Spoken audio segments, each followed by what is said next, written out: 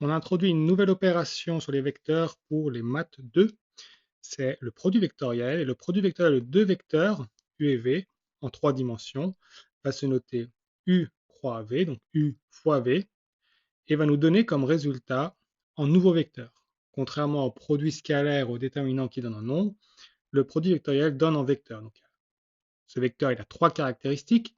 Il a d'abord une direction. Sa direction est orthogonale aux deux vecteurs u et v.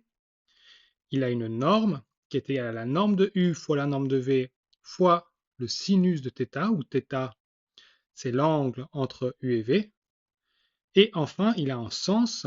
Donc à ce moment-là, on a les deux vecteurs. Ils pourraient soit partir comme ça, soit partir dans l'autre sens.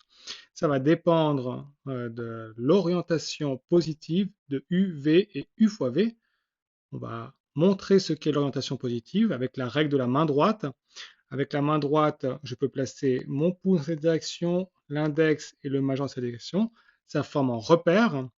Le pouce va indiquer la première valeur, le U, l'index va indiquer le V, et le W, enfin le majeur va indiquer donc, le produit de U fois V, le produit vectoriel de U fois V pour qu'il soit bien orienté.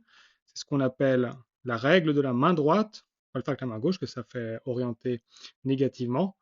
Donc ici, si j'ai U, ici, si j'ai V, alors U fois V va monter dans ce sens-là, selon la règle de la main droite. Par contre, si je fais V fois U, ça partira dans l'autre sens, parce que cette fois-ci, j'aurai V ici, U ici, et donc j'aurai dans l'autre sens mon vecteur V fois U. Donc ici, c'est juste la définition du produit vectoriel. On va voir comment on le calcule.